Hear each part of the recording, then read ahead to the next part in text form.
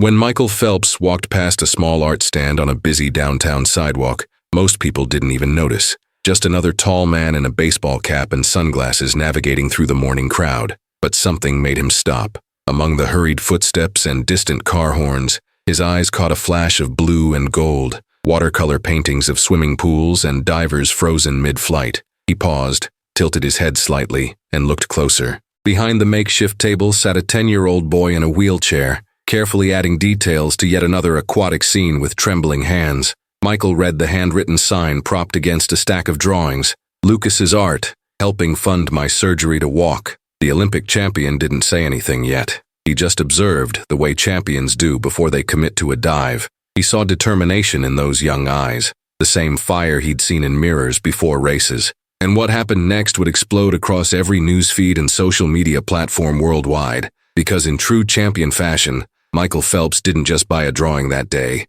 He dove headfirst into this boy's fight, and the ripples would change everything. 3 weeks earlier, Lucas Mendez sat in a sterile medical office with his parents, listening to words that felt both like hope and heartbreak. The doctor explained there was an experimental surgery, a procedure that could potentially restore mobility to his legs, giving him the chance to walk again after years confined to his wheelchair. But the cost was staggering, something his family simply couldn't afford. His father worked double shifts at a warehouse. His mother cleaned houses 6 days a week, and they were already drowning in medical debt from previous treatments that had shown little progress. Lucas watched his mother's hands shake as she gripped her purse, saw his father's jaw clench in that way it did when he was fighting back tears. They tried to smile for him, tried to hide their desperation, but Lucas understood. He was only 10, but chronic illness had made him wise beyond his years. That night, lying in bed surrounded by colored pencils and sketchbooks, Lucas stared at his drawings. He had always loved art, especially scenes of swimming and water sports. There was something about the freedom of movement in water that called to him, the way swimmers glided effortlessly through pools, their bodies completely liberated from gravity and limitation. It was his secret dream, the one he rarely spoke about, because it seemed so impossibly distant. But now, looking at his artwork scattered across his comforter, an idea sparked. What if he could sell these drawings? What if his passion could become his pathway to freedom? With his mother's help, Lucas set up a small folding table on a busy street corner in their neighborhood. He carefully arranged his colorful drawings of pools, swimmers, dolphins, and ocean scenes, each one showing hours of dedicated work. His mother had helped him create a sign explaining his situation, and she sat beside him on that first morning, her hand resting protectively on his shoulder. The first few hours were brutal. People rushed past, barely glancing at the table. Some stopped to read the sign, their faces shifting into expressions of pity before they hurried away, as if his struggle might be contagious. A woman paused long enough to take a photo with her phone, but didn't buy anything. A businessman dropped a $5 bill into a cup without even looking at the art. Lucas felt his hope crumbling with each passing stranger. Then an elderly man really stopped and studied the drawings. He picked up a watercolor of a swimmer doing butterfly stroke and asked the price. Lucas's voice came out small, $30. The man nodded, pulled out his wallet, and handed over the cash. "You've got real talent, son. Keep at it." That single sale sent electricity through Lucas's chest. It wasn't much, but it was a beginning. It meant someone saw value in his work, not just pity for his situation. He rolled his wheelchair closer to the table and started drawing right there, determined not to waste a single moment. By the third day, something shifted. A local art teacher named Mrs. Rodriguez stopped at Lucas's stand during her morning walk. She spent 20 minutes examining his work, asking about his techniques, genuinely engaging with him as an artist, rather than a charity case. She bought 2 drawings and promised to share his story on social media and in local art community groups. That night, Lucas barely slept, caught between fragile hope and the fear of another disappointment. But when his mother wheeled him to his usual corner the next morning, something was different. People were already waiting. A young couple approached immediately, asking if they could buy multiple pieces. A college student said she'd seen his story online and wanted to support him. Throughout the day, more people came specifically looking for Lucas's stand. Some bought drawings, others left donations far exceeding the asking prices. A small line formed during lunch hour. Lucas sold more art in that single day than he had in the previous 3 combined. His hands cramped from drawing so much, but he didn't care. He could feel something building, momentum he didn't fully understand.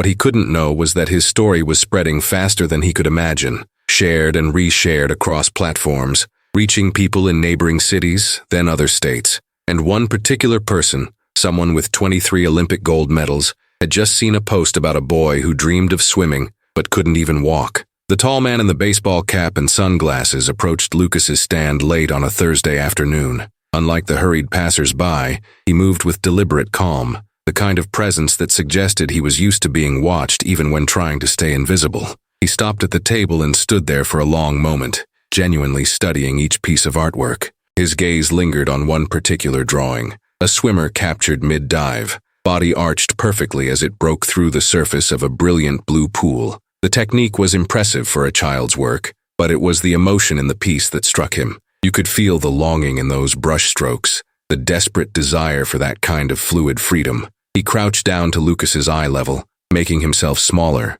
more approachable. "Did you make all of these?" His voice was warm, slightly raspy. Lucas nodded, suddenly shy under such focused attention. The man picked up the diving swimmer painting, holding it carefully. "This one. How much?" Lucas swallowed hard. $50. The man shook his head slowly, and Lucas's heart sank. Too expensive. He'd priced himself out of a sale, but then the man said, No, this is worth way more than that." He reached into his jacket and pulled out a checkbook, an almost old-fashioned gesture in an age of digital payments. Lucas watched, confused, as the man began writing. The scratching of pen on paper seemed impossibly loud. When he tore off the check and handed it to Lucas, time seemed to stop. Lucas stared at the numbers, certain he was misreading them. Not $50, not $500, $250,000. His hands started shaking so violently he almost dropped the check, and then the man removed his sunglasses, then his cap, and Lucas's world tilted completely off its axis. That face,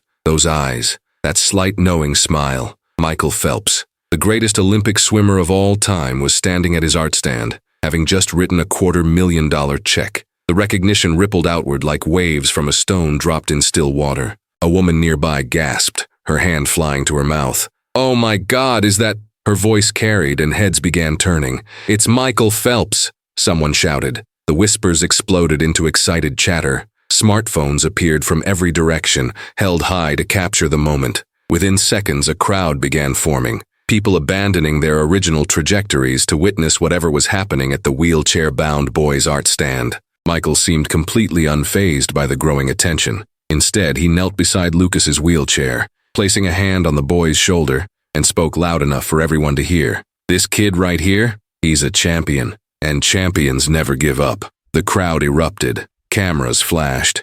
Video recording lights blinked red. And then something magical happened. People surged forward, not for autographs, but for Lucas's art. "I'll give you $200 for that one," someone called out. "I want 3 pieces," another voice shouted. Within minutes, every single drawing on Lucas's table had been claimed. People were literally waving cash in the air, competing to buy his work. A businessman in a suit peeled off $500 bills for a single watercolor. A mother bought 4 drawings as gifts for her children. Lucas sat frozen in his wheelchair, unable to process the chaos unfolding around him. Stacks of money piled up on his table, more cash than he'd ever seen in his life. Michael stood nearby, arms crossed, that champion's smile playing at his lips as he watched the boy's life transform in real time. Before leaving, Michael leaned close to Lucas's ear and whispered words meant just for him. "Keep swimming, kid, in your own way." Then he straightened up, gave a small wave to the crowd and walked away,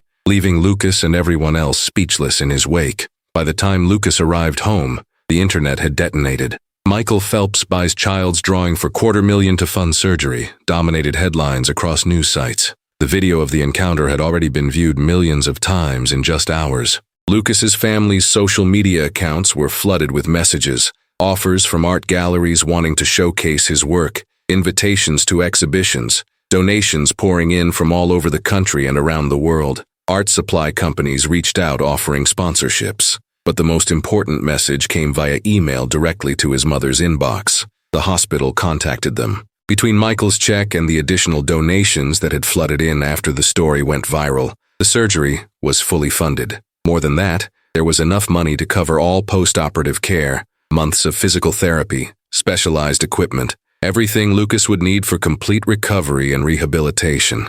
Lucas was going to get his chance to walk, and maybe, just maybe, one day he'd even get to swim. 3 months after the surgery, Lucas gripped the parallel bars in the physical therapy center, sweat dripping down his face as he attempted another step. His legs trembled with the effort, muscles relearning movements they'd forgotten or never properly known. Pain shot through his calves with each small shuffle forward, but he didn't stop. He refused to stop. On the wall of the therapy room hung the diving swimmer painting Michael Phelps had purchased, now in a beautiful frame with an addition that made Lucas's eyes water every time he looked at it. Michael had signed it and returned it as a gift, with a message written in bold marker across the matting. To Lucas, the bravest artist I've ever met. Keep fighting, champion. Can't wait to see you in the pool someday. Michael Phelps. Tears filled Lucas's eyes as he took another trembling step, then another. His dream was no longer just to walk. Now he wanted to swim, to feel that freedom he'd painted so many times, to experience the weightlessness and fluid grace he'd only known through his art. And for the first time in his life, that dream didn't feel impossible. Sometimes all you need is the courage to start, and a champion who believes in you enough to dive into your fight alongside you. The water was calling, and Lucas Mendez was learning to answer.